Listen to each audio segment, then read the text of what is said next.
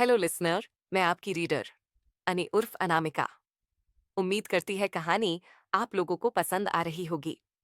Please story सुनकर यूं ही न जाए और चैनल को सब्सक्राइब करते हैं। कहानी को लेकर अपनी राय आप लोग मुझे कमेंट सेक्शन में जरूर बताएं। ऑडियो में किसी तरह की परेशानी हो तो माफ करिएगा, ये मेरी नहीं एआई की आवाज है।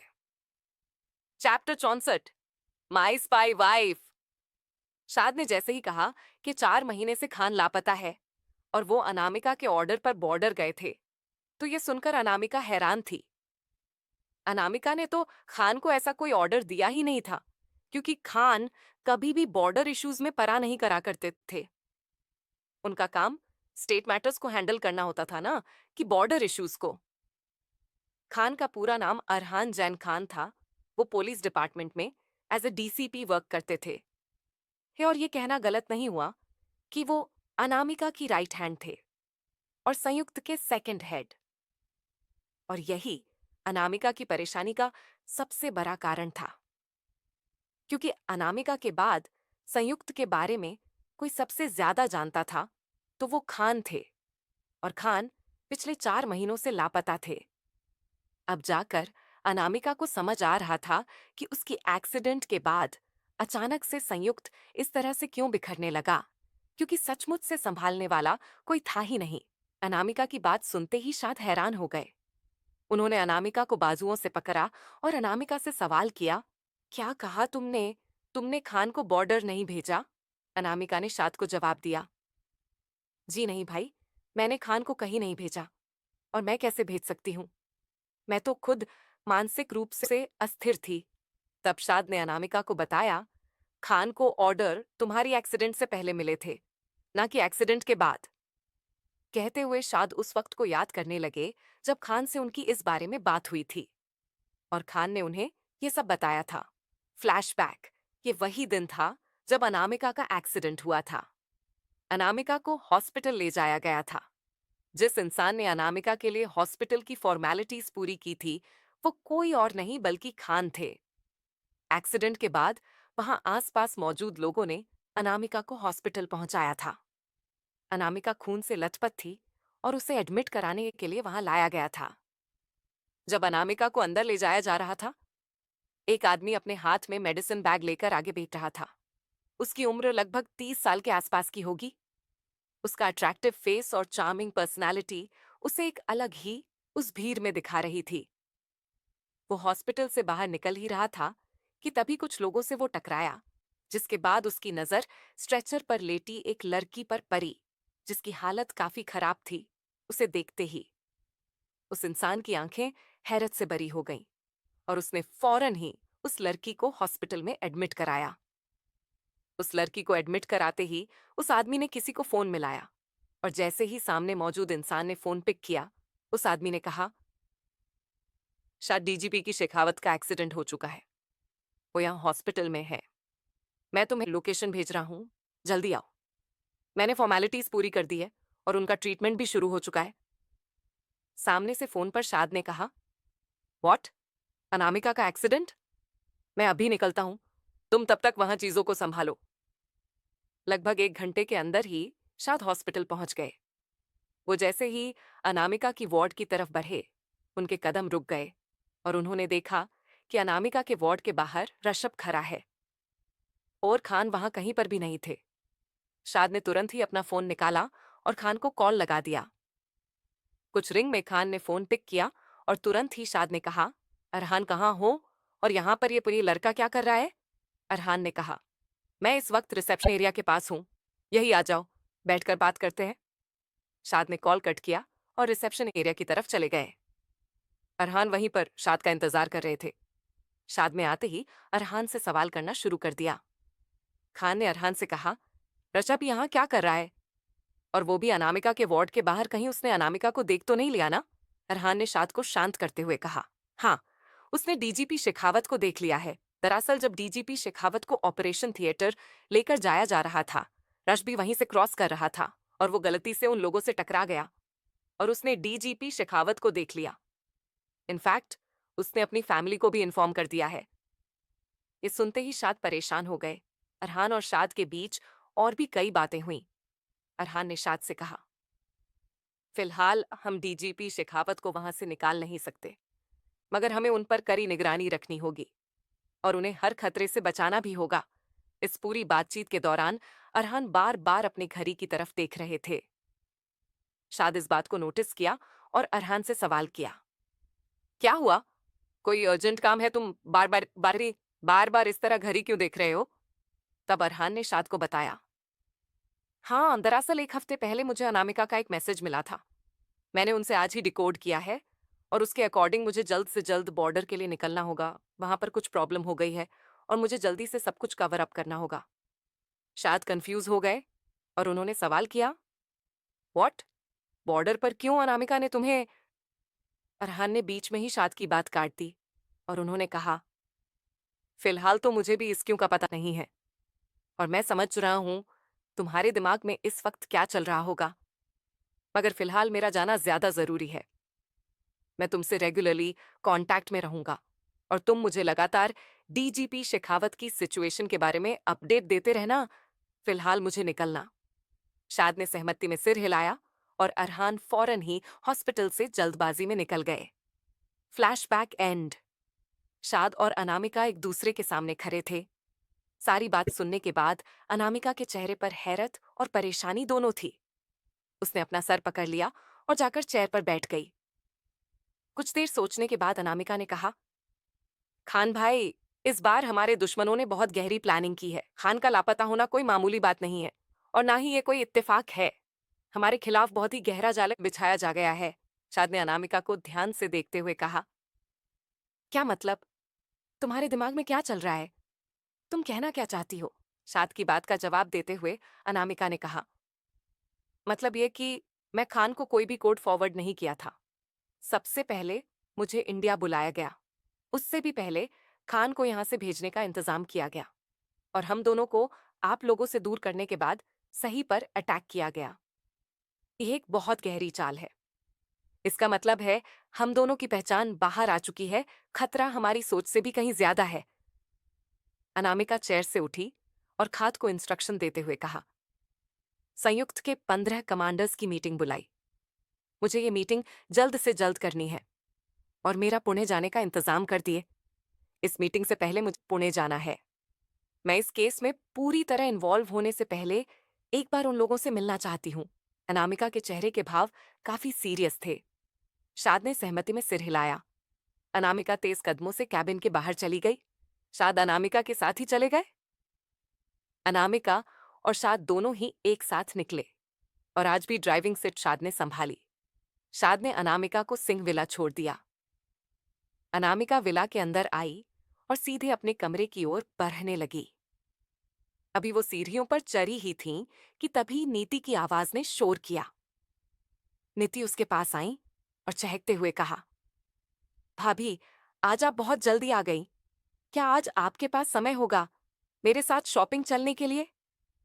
अनामिका के भाव अब भी शांत रहे और उसके चेहरे पर एक बहुत ही छोटी सी मुस्कुराहट आई।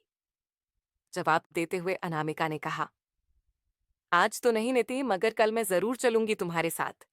मुझे भी थोड़ी शॉपिंग करनी है। अपनी बात कहने के बाद अनामिका ने अपने होठों के इस छोटी सी मुस्कुराहट को थोड़ा बड़ा किया। अनामिका की बात सुनने के बाद नीति की मुस्कुराहट थोड़ी सी छोटी हो गई, मगर जब उसने अनामिका की मुस्कुराहट को देखा तो वो भी चहकते हुए बोली, ठीक है भाभी, हम दोनों कल चलेंगे।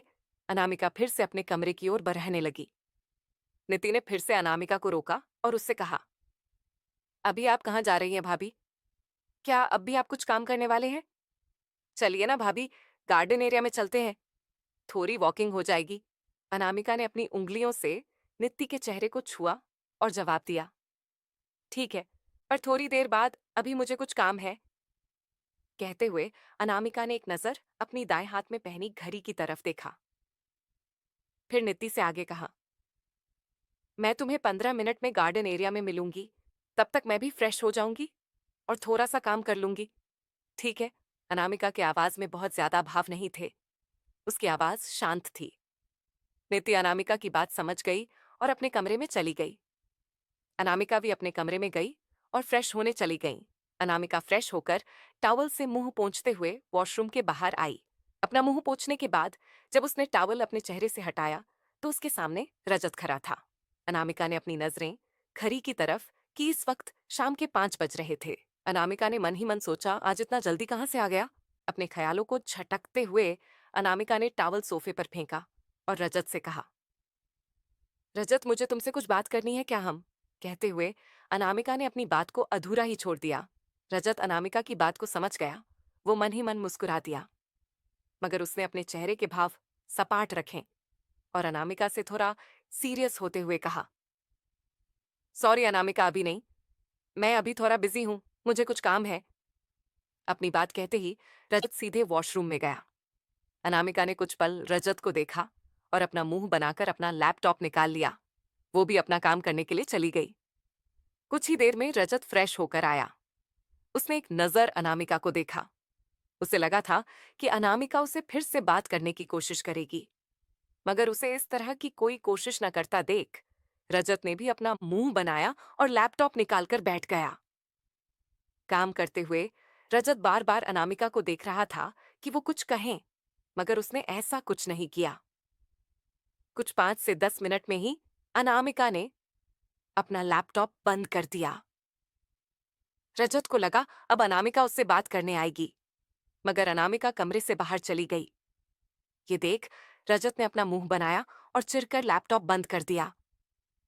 अनामिका ने कमरे का दरवाजा बंद किया और एक नजर उस बंद दरवाजे को देख मन ही मन बोला, तुम्हें क्या लगता है रजत, तुम मेरे साथ माइंड गेम खेलोगे सच में, और मैं तुम्हारे गेम में फंस भी जाऊंगी। Grow up. रजत, ऐसी बचकानी हरकतें मेरे साथ नहीं चलने वाली। कहकर अनामिका गार्डन एरिया में चली गई। बात के दौरान भले ही रजत ने अपना चेहरा सीरियस रखा था, मगर आपने आंखों की चमक को वो छिपा नहीं पाया था।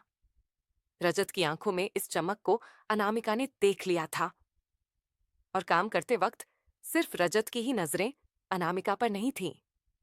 अनामिका उसकी सारी हरकतों को नोटिस कर रही थी। भले ही उसने एक नजर रजत की तरफ नहीं देखा था, मगर उसे पता था कि रजत बार बार उसे देख रहा है। अनामिका गार्डन में गई और नीति वहीं उसका इंतजार कर रही थी। वो नीति से किया अपना वादा भूल ही नहीं थी। टहलते हुए नीति और अनामिका बातें करने लगे, या फिर यह कहना ज्यादा सही होगा कि नीति बोले जा रही थी और अनामिका चुपचाप बस टहलते हुए उसे सुन रही थी। तभी अनामिका का फोन बजा और उसने अपने पैंट की पॉकेट से अपना फोन बाहर निकाला। वो नंबर अनामिका के फोन में सेव नहीं था, मगर अनामिका उस नंबर को अच्छे से जानती थी। उसने फोन पिक किया और खामोश ही रही। सामने मौजूद इंसान ने फोन पर कहा, तुम कल रात को पुणे के लिए निकल सकती हो, मैंने सारे अरेंजमेंट्स तो कर दिए हैं, बट प्रॉब्लम है कि तुम अभी बाय रोड ही जा सकती हो। इस वक्त मैं तुम्हारे लिए कोई फ्लाइट बुक नहीं कर सकता। तुम कल रात निकलोगी तो परसों रात तक ही वहां पहुंच पाऊंगी। सामने मौजूद इंसान की सारी बातें सुनने के बाद अनामिका ने कहा, ठीक है खान भाई, आप अरेंजमेंट एक बार रीचेक कर लेना, मैं कल रात ही निकलूंगी पुणे के लिए। उसके साथ चलती नीति ने सारी बातें सुनी और अनामिका की बात सुनते हुए उसने एक नजर कमरे की बालकनी की तरफ देखा, जहां रजत खड़ा था और उन दोनों को ही देख रहा था। किस चाल की बात कर रही है अनामिका? कौन है जो कर रहा है अनामिका के खिलाफ साजिश? क्या अनामिका उस इंसान को ढूंढकर मात दे पाएगी? क्या बात करनी है अनामिका को रजत से? कौन सी खुराफात चल रही है नीति के दिमाग में? अनामिका पुणे क्यों जाना चाहती है? किससे मिलना है उसे? अनामिका के इस फोन कॉल को सुनने के बाद क्या करेगी नीति?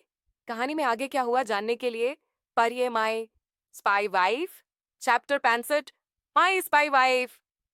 गार्डन में टहलते हुए अनामिका को फोन आया और अनामिका नीति के साथ टहलते हुए ही बातें करने लगी। अनामिका की बातों से नीति को यह समझ आया कि अनामिका पुणे जाने का सोच रही है। उसने एक नजर बालकनी पर खड़े रजत को देखा। नीति की आंखों में शरारत थी। कुछ देर और बात करके अनामिका ने कॉल कट कर दी।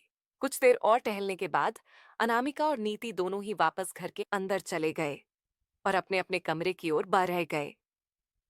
अनामिका अपने कमरे में आई और उसने अपनी नजरें पूरे कमरे में दौड़ाई, मगर उसकी नजरें एक बार भी रजत पर नहीं पड़ी। अनामिका को समझते देर नहीं लगी कि रजत शायद अब भी बालकनी में ही मौजूद हो। अनामिका बालकनी में गई। जैसा कि अनामिका ने सोचा था, रजत रेलिंग के पास ही खड़ा था। इस वक्त रजत रेलिंग से अपनी कमर टिकाए हुए अपने हाथों को फोड़कर बालकनी के दरवाजे की ओर मुंह करके खड़ा था। अनामिका उसके बगल में जाकर खड़ी हो गई।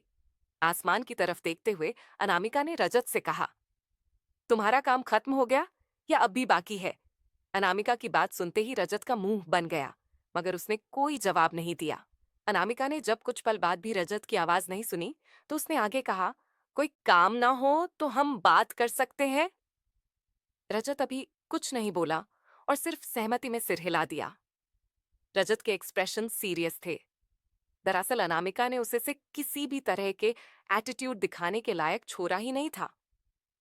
उस वक्त जब अनामिका उससे बात करने आई थी, तब बस रजत अनामिका को ये दिखाने की कोशिश कर रहा था कि अगर कोई किसी को इग्नोर करता है तो कैसा फील होता है। मगर रजत पर उसी का दांव उल्टा पड़ गया, इसलिए उसने चुपचाप अनामिका की बात मान ली।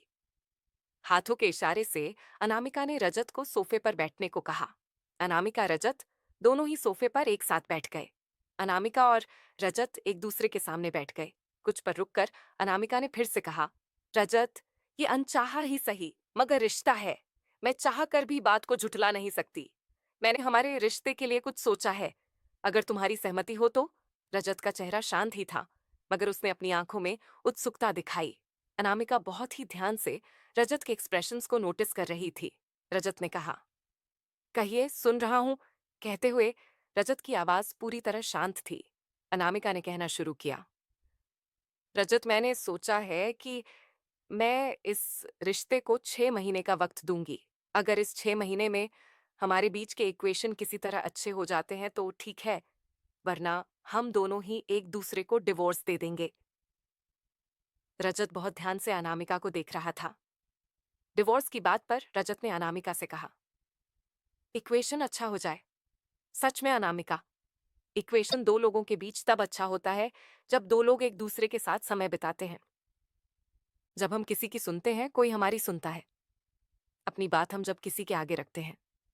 मगर आप, मैं उंगलियों पर गिन सकता हूं कि कितने घंटे इन कुछ दिनों में आपने सिंह मिला में बिताए। मैंने आपसे कभी कोई सवाल नहीं किया किसी भी चीज को लेकर। जानती है क्यों? क्योंकि मैं चाहता था कि आप खुद सामने से आकर मुझे बताए, मगर आप ऐसा कभी कुछ नहीं करती। आप एक इक्वेशन अच्छा होने की बात कर रही है। जब आप इक्वेशन बनाने की कोशिश नहीं करेंगे तो वो बेहतर या खराब कैसे हो सकता है? अपनी बात कहते हुए अनामिका रजत की तरफ नहीं देख रही थी, लेकिन जैसे ही रजत ने अपनी बात कही, अनामिका ने रजत की आंखों में देखा। वो खामोश ही रही। उसने पलटकर कोई जवाब नहीं दिया। असल मायने में तो उसे इस रिश्ते से कोई मतलब था ही नहीं, और ना ही उसे रजत की कोई बात सुननी थी। इनफैक्ट रजत जो कुछ भी कह रहा था, अनामिका के लिए वो सब किसी बकवास से ज्यादा और कुछ नहीं था। इसीलिए वो चुपचाप बस रजत की बात सुन रही थी। रजत की आवाज में उसका गुस्सा, नाराजगी और अनामिका से निराशा साफ महसूस हो रही थी। मगर अनामिका की चुप्पी का एक और कारण भी था। इस वक्त वो उसे कोई और तेवर नहीं दिखा सकती थी, क्योंकि अभी अनामिका को अपना काम करना था। उसे रजत के आसपास रहकर उसे प्रोटेक्ट करना था। इसी वजह से अनामिका खामोशी से रजत के गुस्से को भी बर्दाश्त कर रहे थे। जब रजत ने कहना बंद किया तो अनामिका ने कहा, मैंने तुम्हारी बात सुनी और समझी, मगर तुम्हें भी काफी कुछ सुनने, समझने और जानने की जरूरत है। रजत, तुम्हें तुम्हारा पॉइंट ऑफ व्यू तो पता है, और तुम्हें मेरे पॉइंट ऑफ व्यू का अंदाजा तक नहीं है। कहते हुए अनामिका की आंखों में एक दुख, एक निराशा सी थी। उसकी आंखों को देखकर ऐसा लग रहा था जैसे वो अपनी आंखों में अपने आंसुओं को रोकने की कोशिश कर रही। अनामिका ने रजत से आगे कहा, रजत, कुछ 6 महीने पहले मेरा एक एक्सीडेंट हुआ था, जिसमें मुझे काफी गहरी चोट लगी थी, जिसका नतीजा ये हुआ था। एक्सीडेंट के बाद मैंने अपनी मेंटल स्टेबिलिटी खो दी थी। इन 6 महीनों में मैंने अपने सोचने समझने की ताकत को खो दिया था। मैं बस एक हार मास का पुतला भर थी। रजत से बात करते हुए अनामिका उससे अपनी नजरें नहीं मिला रही थी।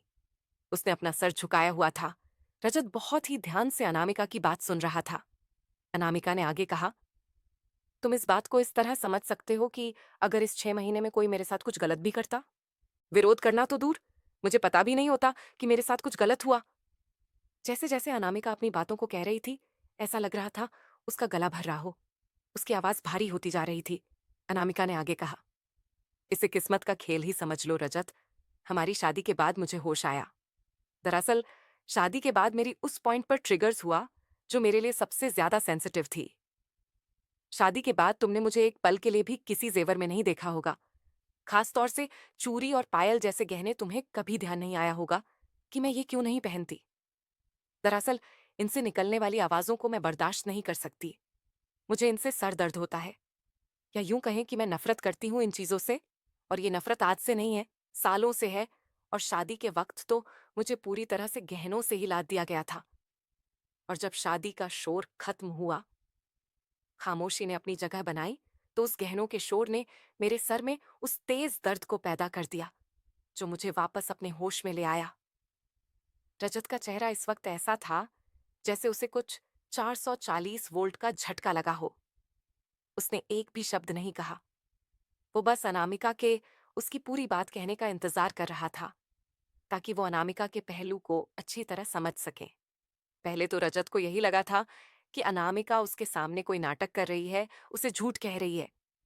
मगर सारी बातों में अनामिका ने कुछ ऐसी चीज कही, इसके बाद रजत को अनामिका पर भरोसा होने लगा और उसे अनामिका के साथ की अपनी मुलाकात याद आने लगी।